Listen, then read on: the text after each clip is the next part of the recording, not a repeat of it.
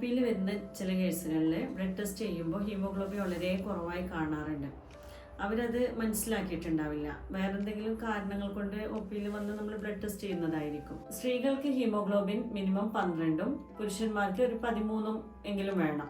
നമ്മുടെ ശരീരത്തിൽ ഓക്സിജനെയും പോഷകങ്ങളെയും ശരീരത്തിന്റെ എല്ലാ ഭാഗത്തോട്ടും എത്തിക്കുന്നത് ഹീമോഗ്ലോബിനാണ്. ഹീമോഗ്ലോബിൻ കുറഞ്ഞാൽ ശരീരത്തിൽ പല ബുദ്ധിമുട്ടുകളുണ്ടാവും. നമ്മുടെ ദൈനംദിന പ്രവർത്തനങ്ങളെ വരെ അത് ബാധിക്കാം. ഇങ്ങനെ രക്തക്കുറവിന് പല കാരണങ്ങളുണ്ടാകാം. മെയിൻ കാരണം ന്യൂട്രീഷൻ ഡെഫിഷ്യൻസിയാണ്, പോഷകാഹാരങ്ങളുടെ കുറവ്. അതേപോലെ ശരീരത്തിൽ നിന്ന് അമിതമായിട്ട് രക്തം നഷ്ടപ്പെട്ടു പോകുക, രക്തത്തിൻ്റെ ഉൽപാദനം കുറയുക, കൂടാതെ പല ഇൻഫെക്ഷൻസിൻ്റെ ഭാഗമായിട്ട് രക്തം കുറയാം.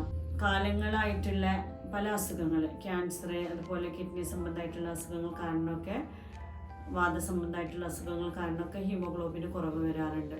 അതേപോലെ തന്നെ കുട്ടികളുടെയിലും കൗമാരപ്രായക്കാരായിട്ടുള്ള ആളുകളുടെയിലും ഗ്രോത്തിനനുസരിച്ച് റിക്വയർമെൻറ്റ് കൂടാം. അപ്പോഴും ഹീമോഗ്ലോബിൻ കുറയും. പ്രഗ്നൻസിയിലും രക്തക്കുറവ് വരാറുണ്ട്. ഇങ്ങനെ ഒരുപാട് കാരണങ്ങളുണ്ട് രക്തം കുറയാനുള്ള. എന്തൊക്കെയാണ് ലക്ഷണങ്ങൾ?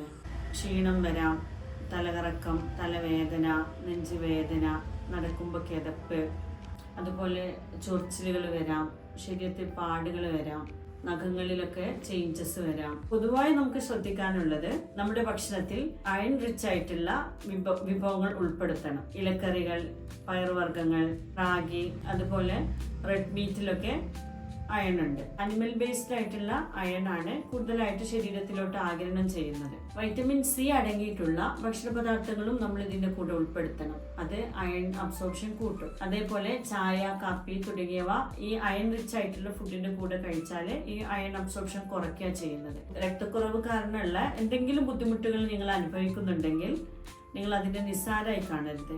നിങ്ങൾ ഡോക്ടറെ കാണണം. അത് എന്താണ് അതിന്റെ കാരണം എന്ന് കണ്ടെത്തി ശരിയായ ട്രീറ്റ്മെന്റ് എടുക്കണം.